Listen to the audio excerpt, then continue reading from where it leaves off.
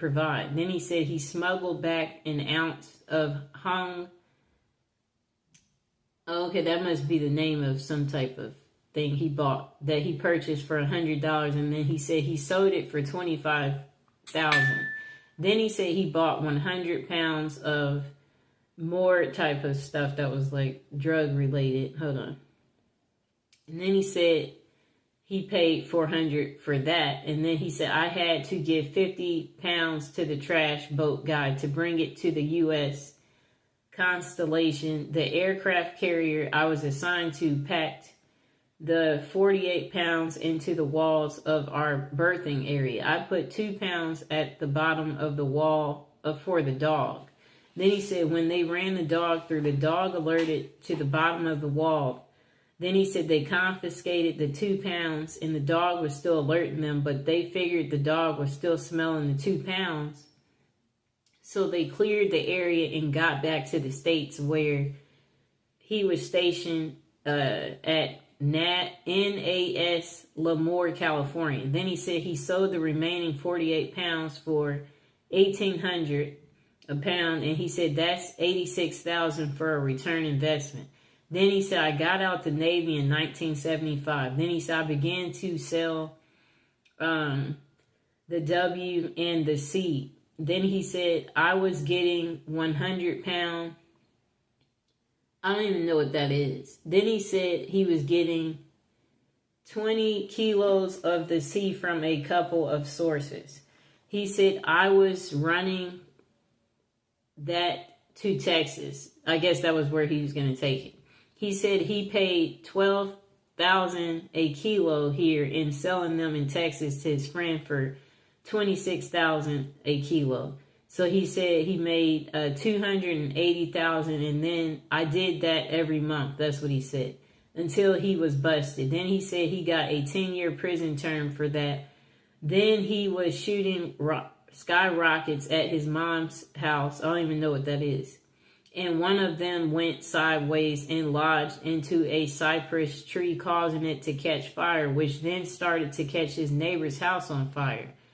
Then he said, I got up on the house and put it out, but the police said I was a hazard to the community because of all the house fires had wood shingle roofs. And then he said he was arrested for fire inhabited building because his neighbor and her daughter were in the house. And then he said he got wrongful burning for the cypress tree burning and got charged for possessing and discharging skyrockets. All of these were felonies. And even though it was an accident, I was tried and convicted. That's what he said. And he received a 6-year, 8-month prison term for that. He said he got out and decided he was going to be the best drug dealer in town. Then he said he started cooking the M stuff on the stove for a certain biker group. I was cooking about 10 pounds a week, he said.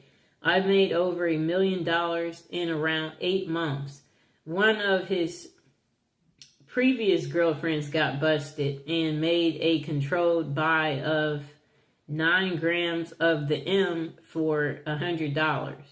She took it out to the cops outside and he tested it and took in Abbott to a judge, and a warrant for search and seizure was approved. They raided his house and caught him with 11 pounds of the M and 9 pounds of the W, 3/4 of an ounce of the C and 10 grams of the H, about 1,000 narcotics in pills. It's too much stuff he has on here. So then he said they got $300,000 in cash from his safe when they caught him. And last but not least, he had 3 firearms. Then he said he got a 10-year prison term for that. After he got out and was on parole, he got caught with 3... I don't even know what that is, but he was caught again with the M and got 2 years for that. Then he said he got out and gave his some officers Oh, okay, so they tested him for the H, and yeah, he was guilty. Then he said she came back with the police and raided his apartment, so he got in trouble. They found more of the stuff in his girlfriend's room or something. And they wanted to give him life in prison for that. His brother and his mother talked to the district attorney, and he wound up getting a 10-year term for that tiny piece of H stuff they found. He said he studied law in prison and got an associate's degree for paralegal. He was working in a law firm office, and some super weird bad stuff happened, which caused his fiance to commit suicide. He began using more and more of the H stuff as a result, and then he said he blew through his bank account and was broke. He said he got fired from the law firm for making too many mistakes on legal briefs. And then he said to get money for his addiction, he began to rob banks and rob a bunch of them.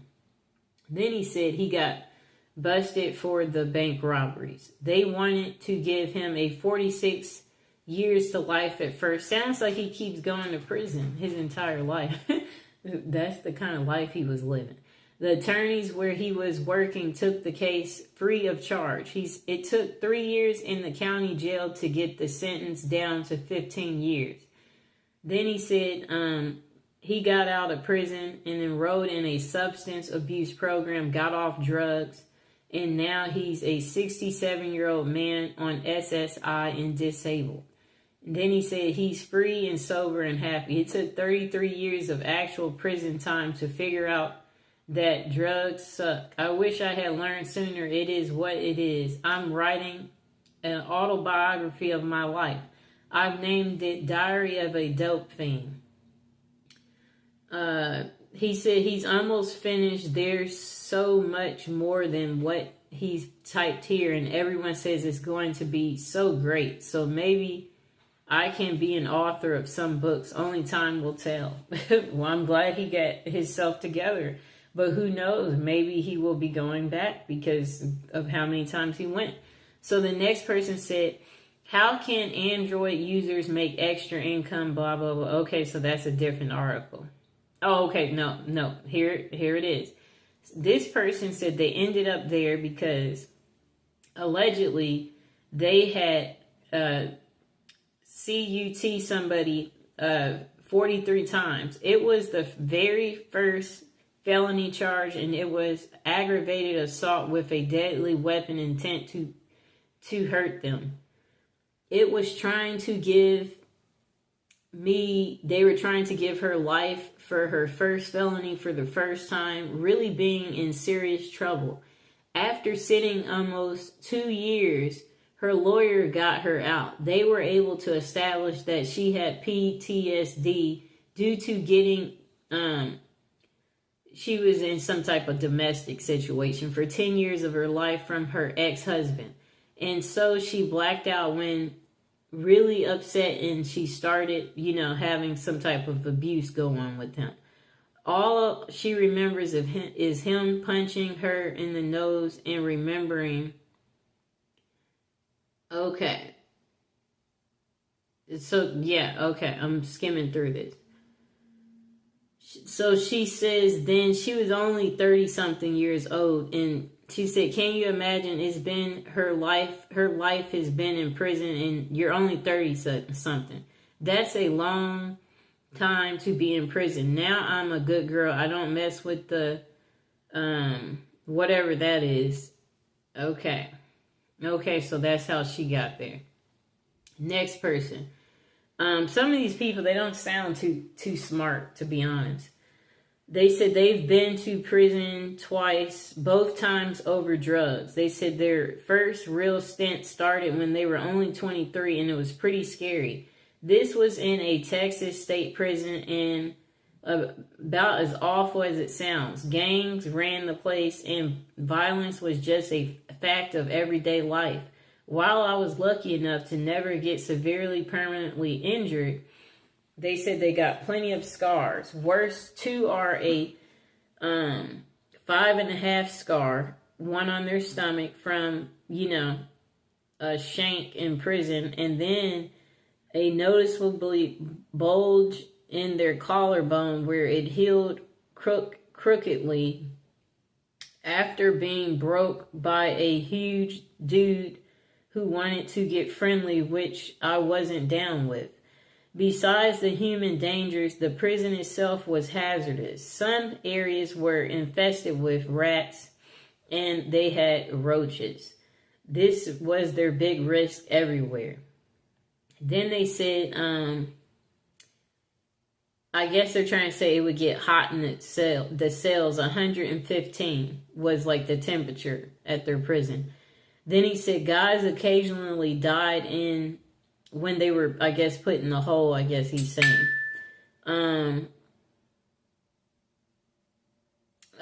Okay, so he said they had something called a hot box, where it is an isolated cell with direct sunlight. Okay, and that people don't survive it. That's what he said. Then he said one winter they had an outbreak that was terrifying. Half of the guards were so scared they wouldn't come into the block at all. Then he said a buddy of his in segregation said they went days without food during it. He said he never had any symptoms but would show positive for skin prick, TB test, I think that's tuberculosis, test ever since, which was caused issues in his own right. He doesn't write very clearly. No wonder he ended up in prison. Then he said the second time was in a federal prison up in Kentucky. It wasn't fun by any means, but was significantly safer. He said guards in the federal system are better paid and as a result much more professional and less corrupt. There were still some bad ones, but they were the exception rather than the rule. So his first prison seemed to be in Texas, where it was super hot. Then he said, you also had access to drug counseling and a GED program if you didn't graduate high school. He spelled GED wrong. They were underfunded, but I'd say there was much more focus on rehabilitation rather than just warehousing people. Then he said, don't get me wrong, there were still some gangs and violence. People who claim federal prison is like summer camp are mostly lying. The true club feds went away in the 80s. And then he said, this wasn't a fun place to be, but it also wasn't nearly as awful as his time in Texas. Okay. The next person. Let's see. Okay, so this person said what they did was violate every trust ever given. This person said they stole everything. Let me see. And drove drunk. That's what they said. So that's a DUI. They said they got busted with drugs. They said they had stolen cars. They were carrying weapons and just basically being a menace to society and a disgrace to their family in every way imaginable. They said they didn't care about anything, anyone, any law, or even getting caught. They said they didn't care about jail or prison. They said, I wanted what I wanted when I wanted it. And they said the consequences was loss of trust, freedom, and pain. They said they did this for years, but the point is he wants to make was that whatever he's saying there, he was trying to, this doesn't make any sense. I guess he used drugs to escape or something. Well, anyway, he said he's been out for many years now. He never went back and found a place in people and God that could help him address his real issues that were causing his behavior. He said he's been sober for a long time now and still struggles to be a better person sometimes. And that he has no desire to go back to any of the madness of his former life. Well, duh. Okay, let's see if we see something else interesting. Okay, so this person said, which time? That means they ended up going multiple times, which I guess people who do end up going, that sounds about right. They go multiple occasions. Okay, this person said, but seriously, I grew up in a family of drug dealers, they said, and as such, it was natural that they would follow into their family's footsteps. They said living that type of life opens you up to a variety of experiences one might not have otherwise become involved in. Then they said among the worst for them was when they were using the H.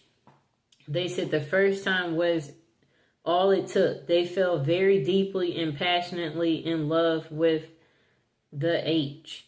And then they says money was no problem. His buddy and him spent about $1,000 a day on something that's a C and a W. After doing this every single day for 8 months, he was like, yes, $250,000 was spent very easily, and that's on the low end, I guess, for whatever drug he's doing. He said up until the morning he woke up and had no drugs. He said he had not experienced what will inevitably happen, the withdrawals he's talking about. He said he thought he was going to die. He said it's funny, right when this happened, his connection was, I don't know what he's saying. So I guess he said he had no money, which means no drugs. I guess no money meant that he was forced to stop. Then he said he became a person who forged checks where he made $400,000, and then he said later he was arrested by the FBI and sent to jail. He said, as anyone knows that has been involved in the U.S. criminal justice system, once you have entered, there is no exit. That old revolving door just keeps opening for you, and it seems you can't never get out. Wow, that sounds very sad. He has some people agreeing with him. Okay, so the next person said they went to prison for 29 years for murder. They said of a 22-year-old that was abusing their sibling, their brother. And then they said they was in several different prisons, and the experience in each was different. They said the first one they was at Missouri State Penitentiary. It was the worst.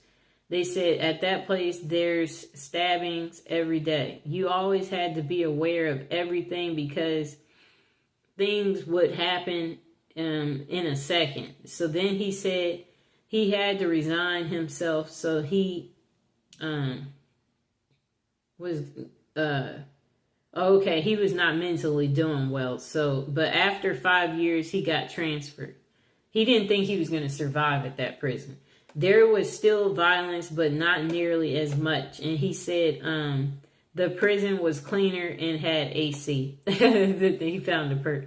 That's funny. Looks like that's interesting. Let me see. These people have some stories.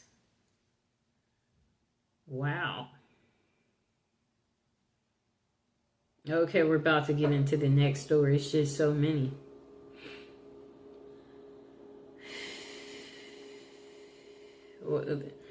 I scrolled down too low. Okay, but it looks like I found some new ones. Okay. What were you in prison for? Okay.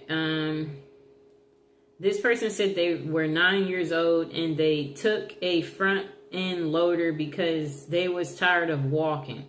They said it was parked outside a shop and was a loader for a logging company. The trooper released him to his uncle. You know what's going to happen now? He got a whooping from his parents or something. Then he said 10 years old that he had taken a motorcycle and went to juvie. He said he did 3 days and walked out still a bad person, he said. He said, I went into foster care where he skipped from home to group homes for 2 years and went home to his mother at the age of 12. He said he had told his case manager, I'll keep running. 12 years old, and he said he broke into a class where he had taken food and got a probation officer. While on probation, he said he burglarized businesses and stole cars and 3-wheelers, 4-wheelers, trucks, and boats. He said he had taken a truck belonging to the telephone company and paid restitution. Then he said he burglarized a home and had taken their food, money, guns, and anything he thought he needed. It's too many on here. Okay, I'm just... so he said he burglarized 2 businesses too and got caught with 2 loaded firearms, and he was sentenced to 2 years but not to exceed his 19th birthday. He said he was 17 years old and still had 14 months until his 19th birthday. 18 years old, using a soda can. He used that to hurt himself. Okay. So then he was in the hospital. Jesus Christ. Okay, his story, it's just too much to it. I don't think I can continue to read this, because it's just nothing but showing how psychotic the person is. Okay, on to the next story. Why can't these people have simple stories? This person said they're writing this anonymously and they are sure you'll understand. They said they went to prison for ignorance. They said they had operated a computer repair business. One of the computers they were working on had child stuff on it, bad stuff. Then they said they never viewed the stuff. They said they never knew it was there, and they still don't know if it was or was not. Then they said his wife's ex-husband was a massive collector of that bad stuff. And it had been a really dirty divorce. They said their house had been burglarized or something. Our cars had been vandalized, and her ex had even followed them around town a time or two with a rifle. Okay. So then he said one early morning the FBI entered their home and dragged them out of bed, at gunpoint. They confiscated nearly 30 systems from their home and business and disappeared with them. I don't even know what that is. He said no search warrant was served, no Miranda rights were read, and only identification presented was a business card. And then he said that his wife and him could believe they were actually being visited by the real FBI officers and not a group of imposters. Okay. So then he said he spent 20 months in a tiny county jail, during which time he believed he had a stroke. No medical care was provided. Then he said in prison that he had been stabbed with a pencil after about 2 months at the jail and placed in solitary confinement from that point on, and no medical care was provided. I guess there's privileges in the real world, but not there. Then he said he was forced to accept a plea bargain to prevent his wife from being jailed for the possession of his stuff. Then he said 2 public defenders actually told him to accept the plea bargain or they will go after his wife. Then he said he signed a plea bargain accepting responsibility for possessing a photograph in return for a 3 to 5 year sentence. Ooh. Then after he accepted the plea bargain, he was removed from the county jail to a federal detention center. Then when he finally appeared before the judge, the prosecuting attorney requested he stand before the court and tell where he had gotten the picture before the judge ruled on his sentencing. He said he may have been able to accept responsibility for possessing the photograph convincingly, but he was unable to lie about obtaining it convincingly. His sentence was 120 months. He was shipped and processed to a satellite load after a half a year of he was harassed by guards and inmates and was shipped to a low security prison for his protection. After being, he said, assaulted at the low for being a chomo is what they called it. He said it's a prison term for what he did. He was shipped to a medium security facility. The entire time he was locked up, he was required to speak to staff members who wanted him to accept responsibility for his deed. Many years he spent being mentally assaulted with the goal of forcing him to accept his responsibility for his conviction. There was no appealing his case. One of the clauses in his plea bargain stated he would not say he had been poorly represented. Another clause prevented him from filing an appeal. It is his opinion that the only thing the lawyer represented was his own interest. Now, as a free person, he said he's required to go through group therapy weekly with the intent on getting him to accept responsibility for his crime, even though he has passed 3 separate polygraph examinations to prove his innocence. You may ask, is there justice in America? He can only speak to what he's experienced. Perhaps if he had been guilty, this could be considered justice, perhaps. Okay, what a sad story. He said he dealt with the shame of his conviction by believing he was convicted for being ignorant of how the justice system works, ignorant about how public defenders work, ignorant of too many things that directly affected him. He said he's been shunned by his parents, siblings, and niece and nephews, stepchildren, and grandchildren, and his in-laws, and every friend but one.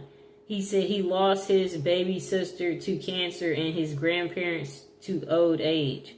He said his wife, bless her, is here by his side for the remaining by her husband's side. She is shunned too. And then he said, he has a lawyer willing to take his case to the Supreme Court, and she has won a few cases similar to this. Whether he wins or loses, he said he prays every day for simple acceptance from his fellow man/woman. But he said even if he had been guilty, he has paid his dues. Yet due to the nature of his accusation, he still gets treated like dirt. He said, I don't say this with any agenda except to perhaps educate people to a simple fact. Whether or not a person was actually guilty of a crime, after that person has paid their penalty, no one has the right to continue to judge them. No one except the higher power. Again, thanks for the upvotes. They help. Then he said it is now 5 years after his release, and not much has changed for the better. He said, I guess he's fatigued over this. He said his mind goes on strike and leaves him in a daze. He said, let me see. His life was destroyed by our legal system. And then he said, update, 6 years after his release. I keep praying it'll get better. 7 years after his release. He said, I have some of the answers and see I need to clarify a few things.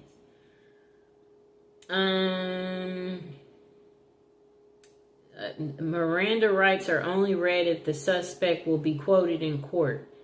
Warrants may not be presented when served. So much for my TV education.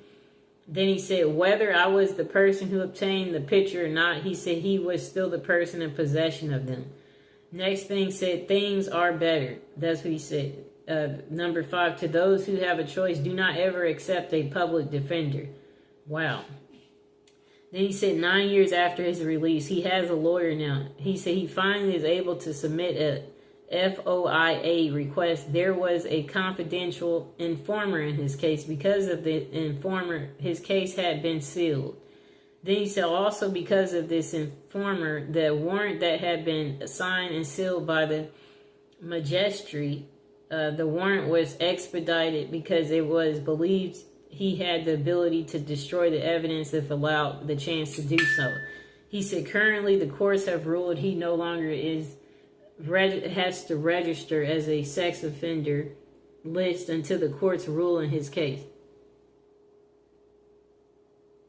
Okay, so he said he's not on that list no more. Then he said 11.5 years in prison, 5 years on supervised release, 9 years on the list of the bad list. And it appears the courts will now clear his record. Wow, I guess he had tough time. You know, that was a crazy story. This person said they used some type of tool and got someone 43 times. They said it was the very first felony charge, and it was an aggravated assault with considered a deadly weapon, intent to harm them. They were trying to give that lady life for her first felony, for the first time really being in serious trouble. After sitting almost 2 years, her lawyer got her out. They were able to establish that she had PTSD due to getting in a domestic dispute with her ex-husband. Okay. Let me see.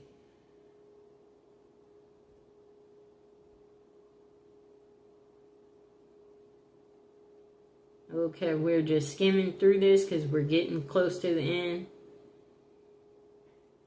You're not going to believe this, but this person said, but they did all the time for 20 years for delivery of a lousy $10 bag of the H. They said they were sentenced as a career offender in the federal system. You can easily verify everything I'm about to tell you by looking at the federal sentencing guidelines. And then he said, anybody who has been convicted of 2 prior felony drug convictions or 2 prior felony violent convictions or 1 of each as a career offender. Okay. So this person said, okay, yeah, okay. So that's that part. I mean, that story, we'll check it out. But I don't understand what that part is, so maybe we should skip it. Okay. Okay, so another crazy story between a husband and wife. If a man said he got sentenced to 7 years and 9 months for hurting his new wife with a tool. It all happened so fast. Didn't help. He said he was on drugs. Did 5 to 9. I don't know what that means. Got, I guess, 5 to 9 years or something. Got a bit over 3 months left on parole, and then his sentencing is finally over. He said that's the worst thing he's ever did, but best thing to ever happen to him. Being away from society taught him so much about himself and what's important to him in life. Also was finally being able to kick the gear to the curb. He said it was a bit embarrassing. He just wants to put it out there that what he did was wrong. No justification behind the actions. And he's like, violence is not the answer. There's always another way. He's not ashamed of the man he is today, but he does live with regrets and took he's saying to not take people's life, and still he's paying for this to this day for the stuff that he's did. He said karma is a thing, and he's just like, take care of people. His writing's not very clear. Okay. This person said they were in prison for adultery, and they was in the Marine Corps station in Hawaii and was 19 years old at the time. They said they met a lady a little older than themselves, and early on they did not know that she was married, but after they did find out, it did not matter to him. He said he was in love. Her husband was in the Air Force, station TDY, and he ended up getting the lady pregnant. Her husband ended up catching us, and he said he got into a physical fight and won, but he was locked up and persecuted for what the military called adultery. But the official charge was having a relationship with a married woman, not his wife, and ended up doing almost 3 years in federal prison. Believe it or not, most states have a law against adultery but never prosecute anyone for it. Interesting. The husband wanted to take their children away from her and was offered a deal that if he were to testify that she was a negligent mother, that he would not get any time. And he said he loved the woman and could not do that. In 1962, it was hard to take children away from their natural mom. She did testify against him and instantly forgave her, as she had 2 other children to think of and she was pregnant as well. After she delivered the baby, his mother ended up adopting him, and his parents raised him to adulthood. His name is Tony. Then he said he never saw her ever again, but did end up in touch with her and stayed in touch until her death a few years ago. He said he still loves her. Aww. Okay, so the next story.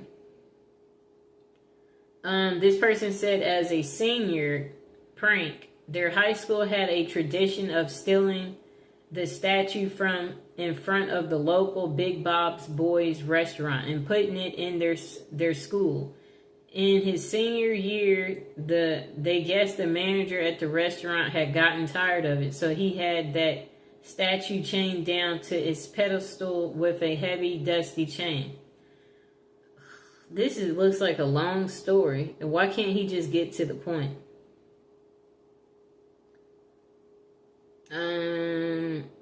Okay, that story seems to be too long. Okay, so this is a story from a woman. Most people claim to be innocent while incarcerated, and then she said she was completely innocent. She said she was born in prison. The story of how her parents ended up in New York in 1970 varies upon whom you speak to. Some family members claim that her father was a member of the Weatherman Underground and that he made bad stuff to sell to the Black Panther Party. Others claim their incarceration was due to a fight they had with a landlord in Northern California. Others just claim ignorance. Okay, her story seems too long.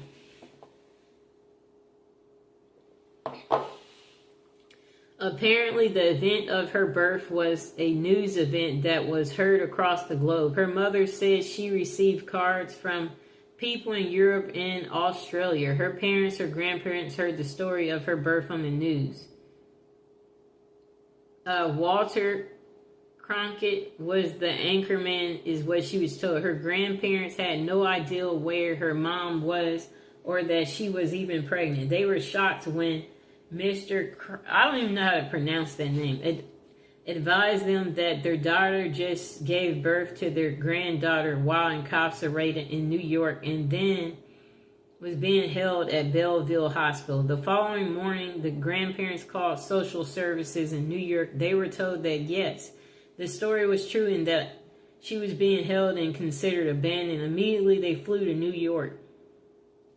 She said she was 5 weeks old when her grandparents came for her. They raised her. They were the ones she called mom and dad. Unfortunately, they have long passed, she said. Her mother and her speak regularly, and she has always been in her life, sort of. She is a wonderful person. Her father, she's met only 3 years ago. She said she was 43 at the time. He had been searching for her all her life. The ultimate joy her presence gave to him was outstanding. He was a wonderful man as well. She keeps in contact with both parents regularly. You may be curious as to how she feels about her early prison sentence. She said I was innocent. I don't recall. I didn't do it. I'm not sorry. I have turned out just fine besides of it being kind of a cool story. Sounds like she's speaking for her mother. Okay.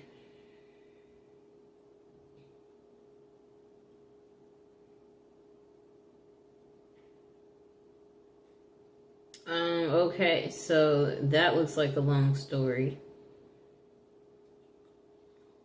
Wow. Some of these stories are just entirely too... This person said they murdered a man who was... Okay, no.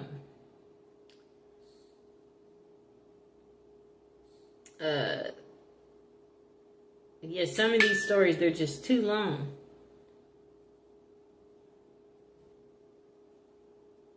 This person stole 42 cars. That's how they ended up there. I like how they got to the point. Okay. Again, this case is someone in possession of drugs. That's how they went. This person served 40 years in prison, and they've done their time, and they are tired of trying to explain that part of their life to everyone. What's interesting is they're not saying what they were there for. Okay. Another person ended up in prison while in high school. But they should just say immediately what they ended up there for. And this person is saying it's a scary place. They said they ended up there their freshman year. And that they were on the basketball championship team. But they don't really get to the point to how they ended up there. This person said they broke many laws and deserved it. When they hit hard times and couldn't pay child support, got caught up with the wrong couple of guys that seemed to have some ideals of how to make a little extra money. Yeah, I guess he's saying that's what caused him to go to prison. Okay. He's not good at writing. Okay, someone said something for... Okay, this person said they were arrested and convicted of felony and a misdemeanor offense in the state of Pennsylvania and 2 felony counts against the U.S. Yeah, but they're not really saying much more. So he said his actual crimes were robbery and assault of people who had drugs and theft of money and property from regular civilians. And the crimes were against average people. Something he said he'll always regret. And he will carry the guilt with him for the rest of his life. Well, duh. He said he was addicted to breaking the law. Okay.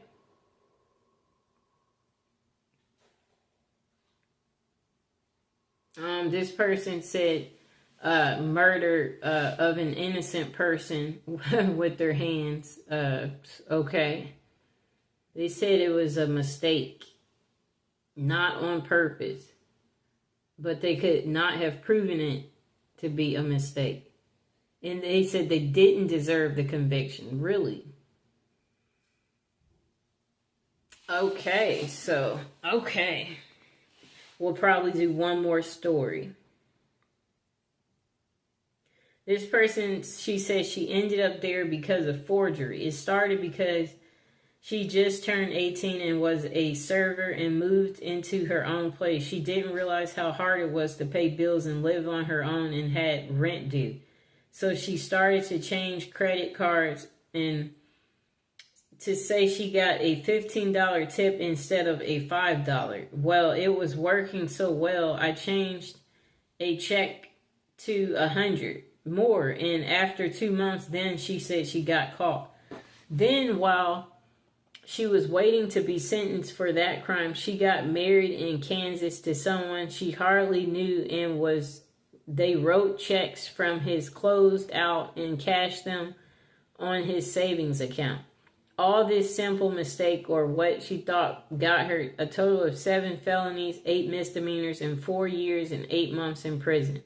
She says she's been out for 15 years with never going back and no new charges. That's the one thing she learned. Okay. This person said,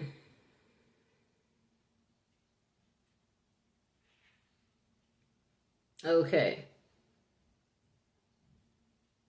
I'm trying to see what she did because she's not getting to the point.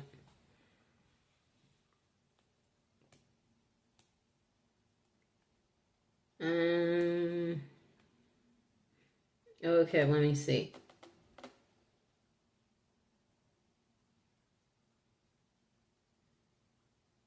This person said they went because they weren't fast enough to dodge the cops. They were trying to break into a liquor store and then more cops arrived. Good story. Okay, so let's see if we can do one last story and then call it a day.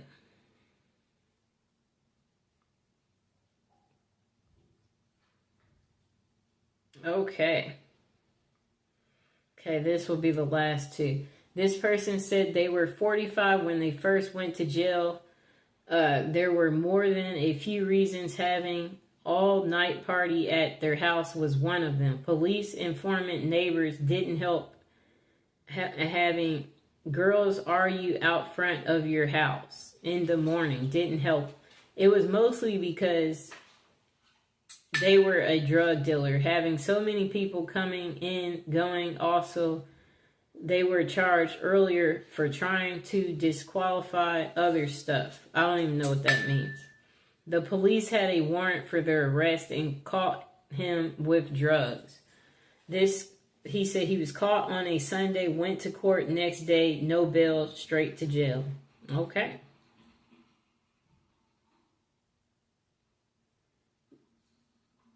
Next person said they was given a 28-year sentence for burglary while armed as a repeat offender, of which they served 18 years, 2 months, and 4 days before they was sentenced on parole. They said they feel the need to expand on their answers, so they're adding this.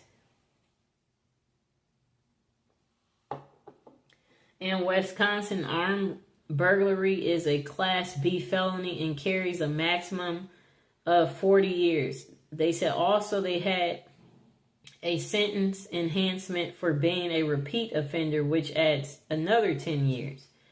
Then he said he received 28 of a possible 50. 28 out of a possible 50. Okay, of 50 years. 28 years instead of 50, which was the maximum. He said he also had a felony assault charge, which he received 10 years of probation for. Okay. And he had a consecutive burglary conviction. Other factors were that he had 2 prior felony convictions that he received when he was in adult court at 16. So that was at age 16. He was given 18 years and 2 months. Goodness gracious. That's the majority of his adult life. And here's Mr. Fox, after talking about such negative stuff. We hope that you seeing Mr. Fox makes it all better, because if you guys enjoyed the video, please like the video, please subscribe to the video, and please share it.